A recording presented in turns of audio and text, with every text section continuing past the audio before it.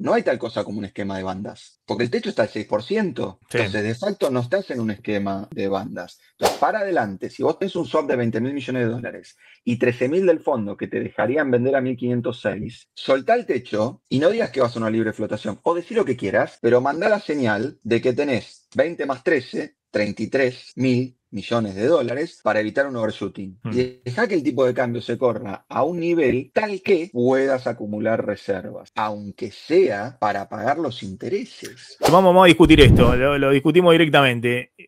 Yo digo Milei con todo a favor. Con todo a Ujú. favor. ¿Y vos qué decís?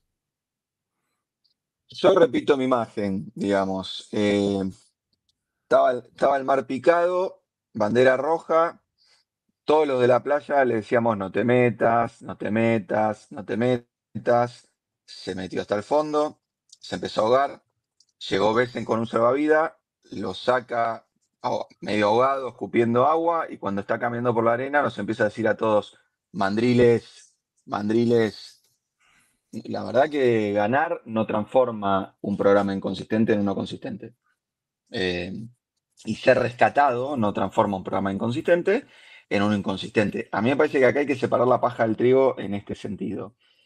Esa inconsistencia puede persistir hacia adelante y entonces el gobierno poder seguir con un programa dentro de unas bandas de flotación que no te permiten acumular reservas, que te ponen, eh, digamos, en una dinámica de un déficit de turismo, digamos, incluso mayor al último que vimos aquella vez que no tuvimos épocos Macri. Bueno, sí, eso puede pasar porque esto se ha vuelto rescate dependiente. Digamos, en la medida que tengas del otro lado alguien que esté dispuesto a pagar por esa dinámica, puede pasar. ¿Cuánto puede pasar? Creo que lo discutimos con vos, nosotros lo pusimos en un reporte cuando mirábamos casos relevantes de intervenciones del Exchange Fund Stability en monedas ajenas, ¿no? Bueno, Hmm. Japón en el 85 se pegó un viaje de apreciación cambiaria que duró 7 años, eh, donde el yen estaba a todas luces sobrevaluado, pero como había un acuerdo entre fundamentalmente Estados Unidos y Japón de, digamos, desconfigurar las tasas de interés de cada uno de esos bancos centrales para que los flujos de capitales salieran de Estados Unidos y fueran hacia Japón, uno podría haber dicho el año 1 es inconsistente y hubiese mandril 6 años más. Lo hubiese dicho en el año 2 hubiese sido mandril 5 años más. Bueno, muchas veces los fenómenos de sobrevaluación cambiaria, el problema que tienen es que mientras alguien te construya el puente financiero para soportarlo, pueden durar. Ahí me parece que es donde empezamos a separar la paja del trigo. Mi punto es, yo tengo un fenómeno de sobrevaluación cambiaria derivado de que Argentina está recibiendo un influjo de inversiones eh, que le permite sostener esa sobrevaluación cambiaria y que le permite a uno plantearse la chance de que en el futuro esas inversiones impliquen más exportaciones y una reversión del saldo externo negativo, la respuesta no es solo no. La respuesta es que está pasando exactamente lo contrario. O sea, en lo que va del año, el flujo de inversión, estoy hablando no de cartera, sino el flujo de inversión extranjera real, fue 1.645 millones de dólares negativo. Ah. Eso significa que los argentinos le mandamos dólares a compañías del exterior para quedarnos con sus operaciones locales. No hago nombres porque un montón son clientes y no quiero que nadie se sienta afectado, pero la inversión está fluyendo en el sentido inverso a lo que necesita este tipo de cambio. Y por el lado de la cuenta corriente, por el lado comercial más bien, te pongo, porque yo estoy medio aburrido de discutir si este tipo de cambio real es de equilibrio o no es de equilibrio, está apreciado, está depreciado, etcétera. Te lo pongo con una métrica más palpable que mi impresión es que hay poco que discutir, digamos, en una métrica como esta que te voy a decir. Dadas las características medio estructurales de Argentina, uno siempre está acostumbrado a saber que Argentina es barato en comida, ¿no? No estoy hablando de restaurantes, estoy hablando de Mm. producción de, de- Sí. de alimentos. Bueno, Cuando vos mirás una canasta de alimentos sencilla, digamos, de Argentina, y la comparás con la región, el tipo de cambio que te haría ser igual, que te igualaría, digamos, los precios domésticos con los precios del promedio regional, es 1.550 mangos. Y mi métrica es que Argentina en comida no tiene que ser igual que la región, tiene que ser más barato. Con lo cual el tipo de cambio que te iguala esa brecha argentina donde la comida en general es más barata, que hoy es 1.700, si vos mirás esa brecha histórica. ¿Se entiende el punto? Yo digo, che, la harina en Argentina suele valer 80 centavos de dólar el kilo. Y en la región vale entre 1 y 1,10. Bueno, ¿cuál es el desalineamiento cambiario tomando esa métrica súper sencilla? Bueno, 20-25%. Ahora, dicho todo eso, mientras Besen ponga la plata, esto es sostenible. Mi impresión, esos 20.000, que los dijo Besen, que los dijo Caputo, que los dijo Milei, hoy no están, y me parece que es la primera duda que aparece súper temprano. Súper temprano. Entonces ahí es donde digo, estamos en un riesgo. La verdad que estamos en un riesgo. Puede no materializarse ese riesgo, pero el riesgo está. A ver, déjame hacer ahí un contrapunto, ¿no? Ujú. No para pelear, pero sí para pensar un poco el tema del plan de estabilización de Milei. Ahí coincidimos, ¿no? La herencia, el tipo, cómo llegó, sin fuerza política, sin nada. Todo eso coincidimos, el punto de partida y además el quilombo de los precios Totalmente. relativos, que no solamente era un dólar súper atrasado el que te dejan Ujú. Alberto Fernández Massa, sino que también te dejan atrasado las tarifas públicas, los servicios privados, los combustibles, todo un quilombo. Sin reserva en el Banco Central, pues a diferencia de cómo llega Alberto Fernández, Macri le deja 10.000 millones de dólares de reserva al Banco Central y un tipo de cambio bastante competitivo, acá todo al revés, ¿no? El cepo, bueno. El tipo de los ponchazos sin financiamiento, porque la verdad que el FMI hasta abril pasado no le dio ni un vaso de agua. Ujú. Eso es lo que a mí me sorprendió. Ni Milei tenía los dólares, porque obviamente no los iba a tener, porque pasó antes Macri, porque antes pasó Cristina, ni tenía los dólares en el celular, porque ni los mercados, ni JP Morgan, ni el FMI le dieron un vaso de agua hasta abril de pasado, ¿no? Cuando hacen el acuerdo. Entonces, Sí. y por eso hizo el ajuste, como quieras, picapiedra, la adecuación de los jubilados, lo que contamos siempre y demás. Ahora, hoy atraviesa, va al acuerdo con el fondo. El acuerdo con el fondo tiene un capítulo, creo yo, de sensatez en el tema del régimen cambiario, la reserva, lo que el 99% de los economistas concuerdan que es necesario en la economía argentina, tener un colchón de reservas, tener un tipo de cambio en este momento que no te exija tanto a la economía real y que te permita acumular reservas, todo eso. Pero bueno, el tipo sigue para adelante. Porque quería la desinflación, porque tenía el gran proyecto político de ganar la elección. Tiene una corrida cambiaria fenomenal, ¿no? Coincido, saca la carta esta de que, si vos querés, lo lleva a UPA Trump, lo que sea, pero está bien, la alianza de Trump le paga, lo salva con la intervención de Bess, entonces. Ahora, en este momento, ¿por qué digo todo a favor? Se le abre el panorama político.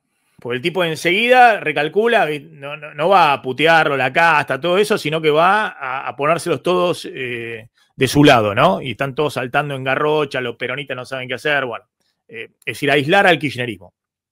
La verdad que tiene buenas chances de hacerlo, porque hay un clima de época que va hacia eso.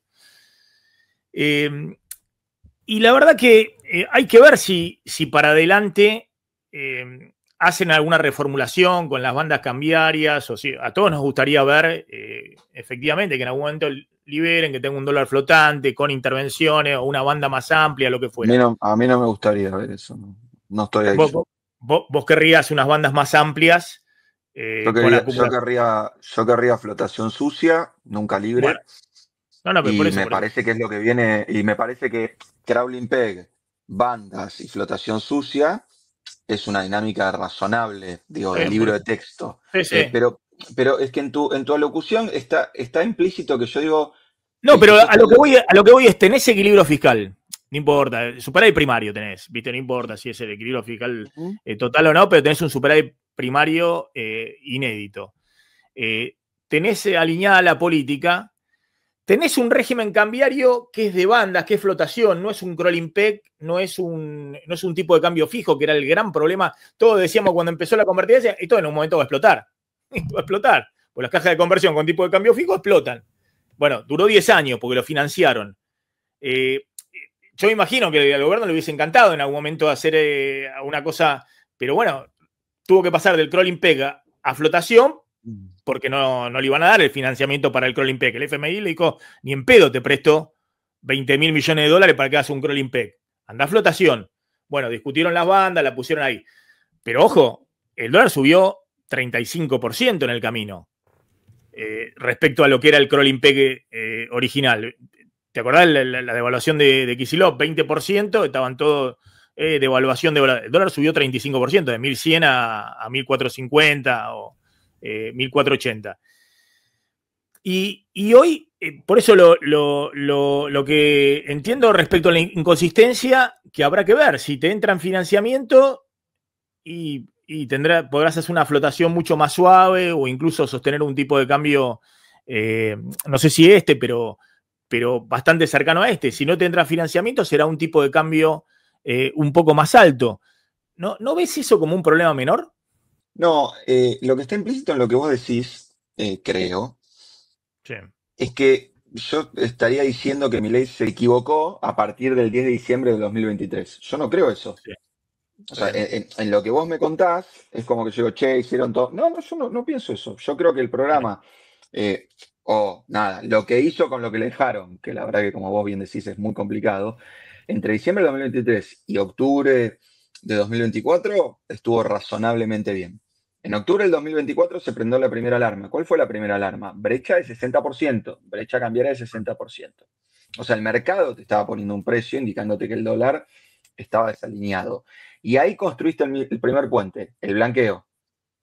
En vez de comprarte esas reservas y esa bolita negra, la pusieron acá, la traigo para el lado del central y con eso reconfiguramos. Estoy diciendo con todas operaciones de mercado muy razonables. Apotaste al rulo de que las compañías pidieran crédito en dólares para vos. Todo esto se basa en el problema libertario de no comprar reservas porque eso implica emitir dinero. Eh, pero bueno, pasó. Eso se te agotó en abril. En abril el fondo te dice, yo te ayudo, yo te ayudo. No vayas a 1.500 ni a 1.400. Ponete a comprar en 1.300, que eso sí es un corrimiento cambiario, pero cuando te pongas a comprar en 1.300 y la gente sepa que yo estoy con 14.000 a 1.400, eso es un equilibrio y te das un programa de un año de recomposición de reservas. Bueno, y ahí aparece la dinámica entre libertaria y electoral de no acumular reservas. Entonces, cuando vos me decís, che, lo político, check, de acuerdo. Lo fiscal, check, de acuerdo. Pero negro, y lo cambiario, las reservas, no es que está más o menos, está peor que lo que recibiste. Y lo que recibiste, los tres acá, dijimos, es la peor herencia en materia de reservas netas de la historia de la Argentina. Hoy estás peor. ¿A dónde voy? A mí me da la impresión de que a veces el gobierno inventa teorías absolutamente tiradas de los pelos y un montón de gente sale a buscar papers, experiencias históricas, dinámicas que lo justifiquen. Gente, el riesgo país tiene tres drivers, tres. El político, el fiscal y el de reservas. Milei está bien en lo político, bien en lo fiscal. Por eso el riesgo vale 650 y no 1.500. Pero en el de reservas está horrible. Entonces, agarra Perú. Perú, ¿cómo está en el político? Horrible. Vuelan los presidentes, se suicidan, los meten presos, no sé qué. ¿Cómo está en el de fiscal? Bien, normal, digamos, normal. ¿Cómo está en el de reservas? Te doy la métrica porque me parece que es la más importante cuando uno mira la economía peruana. A Sí, Perú sí, le flotan la en el mostramos mercado recién, 40.000 20% millones. del PBI, 20% del PBI, sí. Ni siquiera, no me importa como el PBI, me importa como la deuda que flota en el mercado, porque el tenedor de bonos mira eso. El outstanding de la deuda peruana es 40.000 millones de dólares, las reservas netas son 80.000. El outstanding de nuestra deuda 30 puntos el producto, multipliquemos por 7, 200 mil millones de dólares para hacer un número redondo, y nuestras reservas netas son menos 14 mil. O sea, ¿cómo el riesgo país va a valer 400 puntos? Si de vuelta te chocas con una ramita en el camino, no tenés un mango para pagar. Entonces, cuando vos sos riesgo país dependiente, el mercado no te penaliza en materia de precios si tenés un acervo de reservas. ¿Qué señal le da al mercado? Mirá, si se vuela el riesgo país por la política, por un shock externo, por un shock interno, por una inconsistencia macro, tranquilo que yo tengo los próximos 5 o 6 pagos guardados en el central. ¿Sí? Y entonces voy a poder devaluar, voy a poder corregir, voy a poder ajustar y qué sé yo. Ahora, si vos no tenés nada en el central, lo que te pasa es esto. ¿Qué pasa si Caputo de los 20 que pasaron a los 5, mañana te dice, che, 5 tampoco hay 0 para enero? ¿Qué empezamos? Con la joda de pagar con las reservas del fondo, después le pedimos a los chinos para cancelar el fondo, y No, no, después pero vamos por a llegar eso, a pedir a a Beta ver, para cancelarle a los chinos. Bueno, entonces pero mi por punto es, eso. a partir de octubre del año pasado, el programa entró en una inconsistencia que te la salvó el fondo primero, que te la salvó el BES en segundo, y mi punto es no busques el tercer rescate porque no existe. Pero por eso, a ver, por eso yo diría, mirando para adelante, nosotros decíamos, el crawling Estoy peg no va mirando para más. adelante, estoy No, mirando no para adelante. aprovechar, Lo que digo, no aprovecharon, pero necesitas para, un riesgo país yo consistente y coincido, no vamos no, a arrancar con esta dinámica de reservas. pero pará, yo coincido, no aprovecharon el blanqueo, estuvieron vendiendo, el Banco Central perdió 4.000 millones de dólares en el verano para sostener el crawling peg del 1% mensual y demás. Pero bueno, todos decíamos, bueno, ya está, van a la flotación, ahora acumulan reservas, van a tener un tipo de cambio más alto y demás. No importa, llegaron como llegaron, requirieron el rescate de Trump y ahora están parados acá. Parados acá, por eso, obviamente tiene un riesgo estar con el dólar pegado al techo de la banda y con este esquema cambiario, porque te lleva un shock que se te derrumba Wall Street de una manera muy importante y te pones a vender dólares en el techo de la banda y estás bombardeando tu propio capital político. Todo lo que construiste vos lo estás bombardeando. Te estás comiendo un shock externo y por no dejar flotar, cuando podés decir, miren, justamente tenemos toda la fortaleza, estamos, esto es un programa distinto a los del pasado, a diferencia de lo que hizo el kirchnerismo, de lo que hizo Kicillof, de lo que hizo Massa, de lo que hicieron todos en el pasado, ahora no tenemos un tipo de cambio ni con cepo ni fijo, o lo que hizo Cavallo en la convertibilidad. Bueno, yo entiendo todo eso. Ahora, planteado para adelante, por eso te pregunto, Vamos para ¿no ves adelante. claro, que bueno, la discusión, me imagino que definirán cuál es el esquema cambiario a partir de ver dónde queda ubicado el riesgo país una vez de que termines con todo el proceso político? Porque obviamente toda esta discusión que tenés por delante, el Pero presupuesto, la reforma impositiva y vos te demás. ves que ahora me hiciste acordar que me hizo calentar. Vos te golpeaste la cabeza, Maxi. O sea, ¿Por qué? pero ¿cómo vas a definir el esquema cambiario a partir de dónde queda el riesgo país? Estás pensando al revés. El riesgo país queda en el lugar donde vos definís el esquema cambiario. O sea, el riesgo país depende del esquema cambiario, no al revés. Caputo nos está No, tratando de explicar a todos los economistas del mundo, pero más importante aún, al mercado internacional de capitales. sí, sí. Caputo va a Nueva York y le dice a los fondos y a los bancos, es así, primero me financian y primero el mercado me financia y después acumulo reservas. Y los fondos le dicen, mirá, nosotros somos el mercado, es al revés, porque los bancos te prestan en función de tu situación de solvencia, seas una persona y pides una tarjeta de crédito, o seas una economía e intentes refinanciar deuda. Entonces, para adelante, tenés 13 mil millones de dólares del fondo para vender 6% arriba de donde estamos hoy. Con lo cual, te corrijo algo que dijiste, no hay tal cosa como un esquema de bandas, porque el techo está al 6%. Sí. Entonces, de facto, no estás en un esquema de bandas. Entonces, para adelante, si vos tenés un swap de 20 mil millones de dólares y 13 mil del fondo que te dejarían vender a 1.506, soltá el techo y no digas que vas a una libre flotación. O decir lo que quieras, pero mandá la señal de que tenés 20 más 13, 33 mil millones de dólares para evitar un overshooting. Y deja que el tipo de cambio se corra a un nivel tal que puedas acumular reservas, aunque sea para pagar los intereses. Emanuel, a ver, yo coincido en que lo hemos dicho Bueno, varias ahora, veces, que el ahora gobierno, planteé. podría, no, que el gobierno podría decir, miren, justamente porque estamos fortalecidos, porque atravesamos todas las tormentas, porque estamos en otra etapa y demás, ahora las bandas se amplían para darle libertad al mercado Decíalo y como eso va a quieras, ser estoy de desde acuerdo. la fortaleza, lo dije varias veces. Y además, yo coincido que si el mercado llega a ver al Banco Central comprando 200 millones de dólares diario, o 150, o así, un mes, el riesgo país se desploma. Porque lo hemos visto también en el proceso con cepo, con recesión y demás, lo que le pasó entre diciembre y mayo del año pasado, digamos, que fue el gran derrumbe del riesgo país cuando compraron 17 mil millones de dólares y monetizando la economía. Entonces, yo coincido todo eso. Ahora, también trato de entender que hoy los problemas me parece que son menores respecto a los problemas que tenías antes.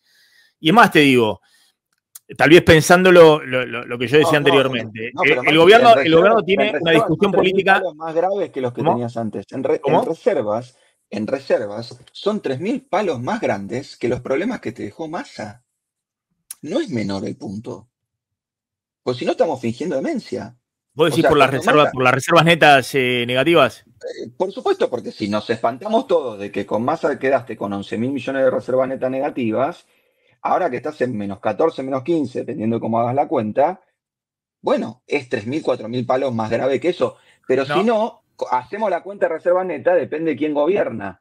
Y entonces cambiamos los no, parámetros. no, no, no, no, pero hay que ver el Misma contexto. cuenta, da 3.000 palos, No, da 3.000 palos peor. pero Emanuel, hay que ver el contexto. Más allá de las reservas que tuvieras negativas Pero que te hermano, dejó el Massa, contexto es rescate del fondo, a rescate Massa de le ese podía fondo. entrar, a Massa le podía entrar 15 mil millones de dólares de Sí, superávit comercial y no le iba a quedar ajá. un solo dólar en la reserva a los 6 meses. ¿Y a Milei Porque sí? estaba. ¿Cómo? ¿A Milei sí? Sacando la corrida que tuvimos en la campaña electoral, No, los dólares de las reservas pero fueron a Maxi pagar deuda, sacando, fueron a pero pagar Maxi, vencimiento de deuda. pero Maxi, sacando esta cara, yo soy un pibe fachero. O sea, no, sacando la corrida, no, es con la corrida. Porque la corrida es parte de tu inconsistencia macro. Corrida que no empieza el 7 de septiembre con la provincia de Buenos Aires, se agrava. Pero la corrida empieza con el desarme de las LEFIs. Sí, la corrida Bueno, empieza en un proceso sí de entonces dolarización lo que muy digo, fuerte anterior. entonces lo que digo, que vos estás en un equilibrio, digo, en una dinámica de desacumulación de reservas. No es que Hmm, esta dinámica es un equilibrio estático en el cual ni empeorás ni mejorás. Ahora, sí. obviamente, coyunturalmente, metés el riesgo país en 700, las compañías argentinas salen a emitir deuda al 7,5 o al 8, bueno, te armaste un puente de 2, 3 meses.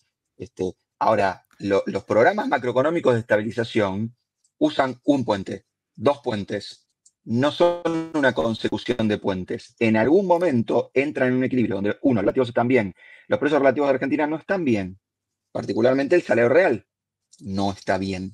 Dos, fortalecen la situación del Banco Central porque parte del desafío de la estabilización es que vos no amenaces con multiplicar los precios relativos por dos, o sea, evaluar.